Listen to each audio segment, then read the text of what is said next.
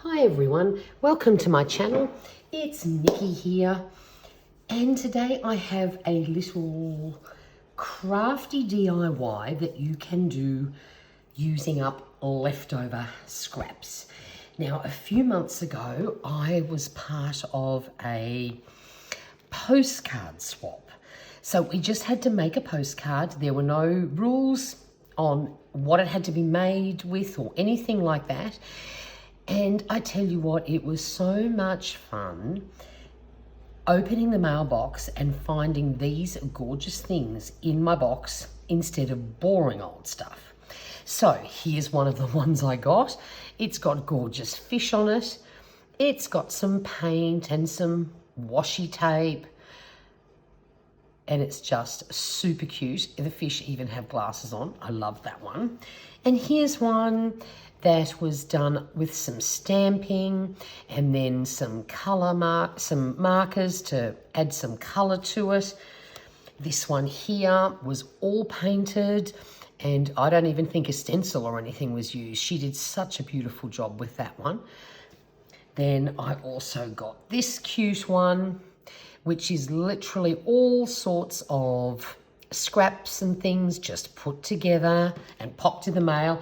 And then I got this cute one all full of glitter. Unfortunately, a lot of the glitter has fallen out, but that's not the point. So the thing is, you can use whatever you have to make postcards to send to friends. Could maybe do with a little bit of cheering up. I think there's plenty of people in the world that could do with that at the moment. So I decided to use my scraps as well as some stickers and cutouts from magazines and make some to send to some of my friends.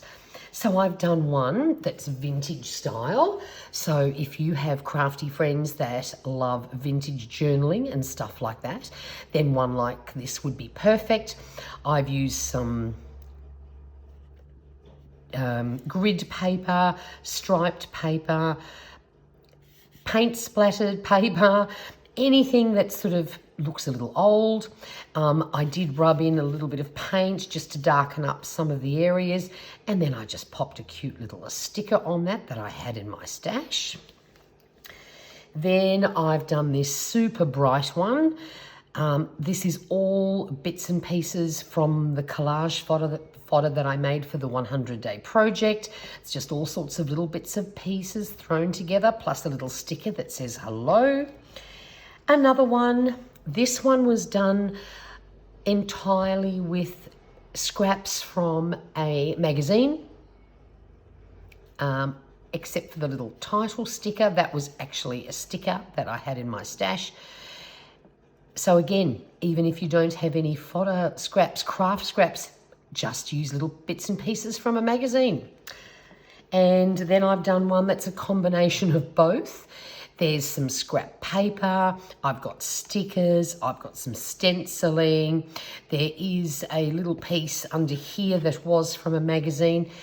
The thing is, you can use whatever you like. This little leaf here is just some watercolor paint popped onto a magazine page.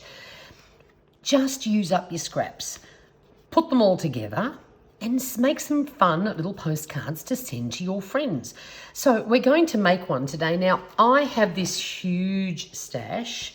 This container lives on my desk. Every time I'm making things and I have little bits of scraps left over, I throw it in this box. So I've always got little bits and pieces to play with. But I thought for fun today, I would grab another box that I currently am playing with, and that is my Halloween collection, because I am doing a 30-day Halloween junk journal challenge arrangement. So I've got all sorts of Halloween dark colours, things like that in here, and I thought I might make a cute Halloween one. Now, I find the easiest way to do this is to use index cards. I have a pack of plain white ones and I have a pack of striped ones. It doesn't make any difference. I just find that is the perfect size for a postcard. But if you don't have any of these index cards, you can just use cardstock. Even sort of cardboard would do the trick. You just want to use something that has a little bit of body to it, because you can even see with these Some of them, you know, look, they certainly didn't end up getting to my place perfectly because they have to survive the postal system. So you just want to use something, you know, that has a little bit of body.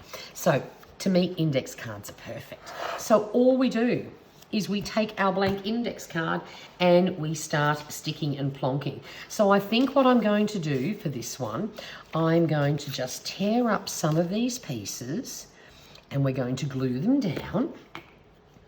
And it's, again, look, great way to use up scraps. And it's a fun way to cheer up friends or family. That could do with some happy mail, especially if you haven't seen them in ages with all these lockdowns and things going on. I know in Australia it's been tough. New South Wales have finally been released from lockdown. Victoria are almost there. We've been really lucky here in Queensland and have avoided lockdown like they have down south. But honestly, what a fun way to cheer up a friend and just let someone know that you are thinking of them. So you just literally tear up bits and pieces and glue it down. It's not hard, and it's I say it's a great way to get rid of stash, but look what I do. I keep making more little bits of stash as I tear up bits and pieces. So honestly, I always think my little stash collection has babies all on its own, really, because every time I turn around, I seem to end up with more, but that's okay. It's all fun. Look, I'll pop this bit down. Now, what I often do is I stick it down and let little bits hang over if that works out, if you have pieces big enough, because what I find is sometimes it's really hard to glue perfectly right up to edges. So if you let it overhang a little bit, the chances are it will glue down really nice and firmly, even if you've missed glue right on the edges. And then when we're finished, we're just going to trim it up and make it look all nice and even. Now, and it doesn't matter what size, what shape, what colour, you can just do anything you like. If you have a friend in particular you want to make something for and you know they love the ocean or walking through a forest, make something, you know, in colours or tones that you know they would like. Otherwise, just, who cares? Just make whatever you want. So I try and make the little pieces not too tiny, because otherwise you're going to be there for hours gluing and all the rest of it. But don't make them too large, just because it reduces then your chances, you know, the amount of variety that you can add to your postcard. What else have I got here? I want to try and keep this one all very monochrome, because then I think we might put, oh, here we go. Here's something else. Then we can put some, I might put some Halloween themed orange or purple or something like that on it. Right, there's another bit. There we go. Oh, it doesn't really matter. There is no really, who cares about right way or wrong way? That's sort of a bit upside down and about face anyway, so that's okay. So we're using up more bits and making more bits, but that's the fun of it. Now, if you would like some inspiration on making collage fodder, I have got a video where I did a flip through of my 100-day project. And honestly, I had a lot of fun doing it because it was really easy. I just had to make marks and make a mess for 100 days. And it's the first time I've actually got through the 100-day challenge without being days and months and things apart. And I ended up with this fabulous folder full of stuff. Now, I've got a couple of friends that I have not met in real life, but we do craft swaps. And so I have just mailed out to them some great little packages full of fodder, because we were all making fun things. So it's another great way is to share creative stuff with other people. There we go. Nope, that needs to go around that way. I will sort of keep those two bits facing up the right way. So now we'll flip that around. Now we'll just let that dry for a couple of seconds while I dig down deep, and I want to find something Halloweenish to decorate. Oh yes, that's not a bad idea. Oh look, even something as simple as that, I think that might do the trick actually. Oh, I might use a little bit of this too, but first what we're going to do is just trim up our postcard so that it is all nice and even. And because I have this overhang, I usually find everything is nicely glued down, even though once it is dry, I will check that you really need to make sure it's well glued down so that it survives its postal journey to wherever in the world it has to go. And postcards are so cheap to mail to. Don't need to spend a fortune in postage costs. Oh, this is the only trouble when you play with glue. Everything gets sticky, but that's okay. It's fun and easy. So there we go, just about done. Voila, there we go. So now, normally I would let that completely dry before I add anything else, but because we are doing the video thing, you know what, I think I will add some of this, but what I might do, I don't want the white edge. I'm going to, because this has white on it, I want it to contrast. So I've just torn it towards me so that the white part of the tear is on the piece that's left behind. If you want the white, then tear it in the reverse direction. Now, because this is a little bit damp and I want this to survive the journey, I'm not just going to use glue stick. I'm going to use my favorite glue. Honestly, if you ever want things to stick down, whether it's paper, fabric, whatever, this Tiger Grip glue is the ultimate. It will stick anything, anywhere, and it will not budge. It is absolutely fabulous. Dries nice and quickly, but gives you just enough time, to shimmy things around if you haven't got it quite straight. But after that, it's there to stay. It is absolutely superb stuff. So we're going to pop that down on there too.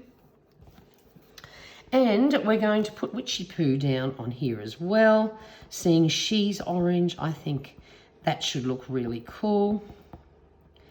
There we go. Just a few nice little blobs. I'm sure that will do the trick. And there you have it. Voila! We have a postcard that when it is dry is ready to go in the mail. And that only took me a few minutes. It's a fun way to stay in touch with friends and family. Someone you don't speak to very often. What a great way to surprise them with a pretty colourful, fun thing to arrive in their post box. Don't tell them it's coming, just send it. So there we go. It's quick, it's easy. You do not need any fancy equipment. All you need is some paper scraps. So if you don't have arty stuff, just grab a magazine, tear up bits and pieces and stick it down. And then all you have to do is pop on a stamp, an address, a few words to your friends, and there we go. So I hope you are inspired to cheer up someone you know, make a postcard or 20. Once you start, you just tend to keep going.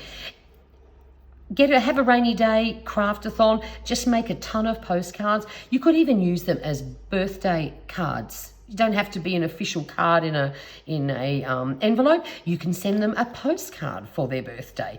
There's no limit to what you can do with these, and I'm pretty sure someone you know would love to get something like this in the mail. So there we go, quick, easy. Hope you enjoyed this very quick little tutorial. If you haven't already subscribed to my channel, I would love it if you would. I do paper crafting and paper planning videos. And if you did enjoy this, please hit the like button as it helps other people discover my channel. Until next time, please stay safe, stay healthy, and have some fun crafting. Bye for now.